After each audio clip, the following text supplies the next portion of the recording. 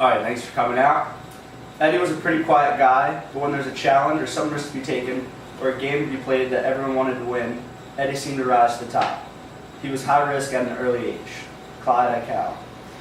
Eddie Akau was originally from Maui and moved to the North Shore of Oahu in 1958. He dropped out of school and got a job in order to provide for his family, and in 1968 the city of Honolulu appointed him the first hired North Shore lifeguard. And during his time working there, him and his brother worked together and they did not lose a single life.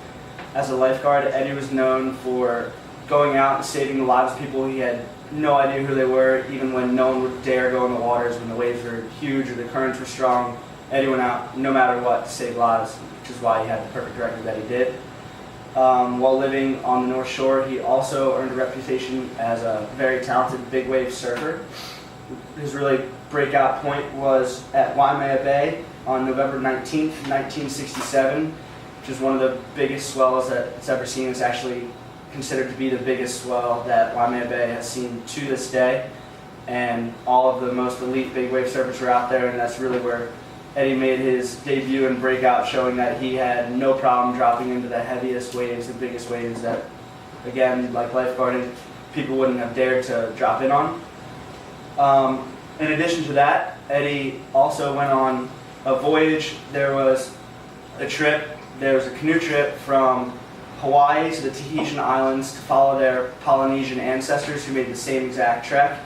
It would be 2,500 miles, and it would take them 30 days to complete the journey. After they got, I think, probably about 12 miles off the coast, they developed a leak in one of their canoes, and in order to save the rest of the crew, Eddie decided to try and paddle the 12 miles to the nearest island on a surfboard. The rest of the crew was actually rescued by the Coast Guard in a boat, and unfortunately Eddie was never seen again. His final act was braving all the odds in order to save all the people that he was with. So now that you know a little bit about Eddie's character, I'd like to talk about his impact on the surfing world and pretty much the whole world as a whole. There's a big wave contest at Waimea Bay held in honor of Eddie Akau. It's the Quicksilver Eddie Akau Invitational, where they invite the top 28 big wave surfers in the world to compete. Although the contest was started in 1985, it's only been held 8 times because they only hold it if there are waves that are at least 20-foot faces.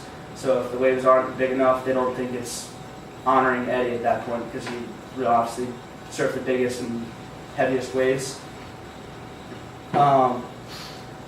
So the contest, the first year they were holding it, the people who were putting on the contest were trying to decide whether it was safe enough to put on, whether they should let the athletes go out, this, that, the other. And a professional big wave surfer at the time, Mark Fu, they were looking out at the waves, and he looked at him and he said Eddie would go, because he knew that no matter what the conditions, how big, how scary it was, Eddie would have gone. And that quote was just immediately all over the surfing world. It was on bumper stickers, posts on Facebook, whatever you have, magazine titles, articles, all that. When his brother Clyde was asked what the quote "Eddie would go" meant to him, he said, "Eddie would go doesn't necessarily mean involvement with only the ocean. I believe Eddie would go if nobody else would go. Eddie would go where people wouldn't go.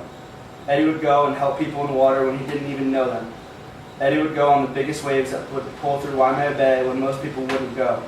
I think the phrase "Eddie would go" is really a phrase that would ultimately say that one would put themselves out there for the betterment of others. That could relate to anybody, a person from Waikiki, a tourist, or some extreme surfer. Just helping out somebody else is what Eddie would go is all about. And that's really the kind of person he is. To his dying act, all he tried to do was help others. His entire crew, it's unfortunate, they got rescued by the Coast Guard, so Eddie, his life would have been saved with theirs, but he died knowing that he was doing something to help everyone around him. So in conclusion, that's really how he impacted not only the surfing world, but anyone that's ever heard the story of Eddie Akau, is help others. Even when it's putting your life at harm, he's just keeping his family, everyone else, in his head before himself. Thank you. And the sources I used for all this information was the Encyclopedia of Surfing, the Eddie Acau Foundation, Quicksilver's website, as well as theinertia.com.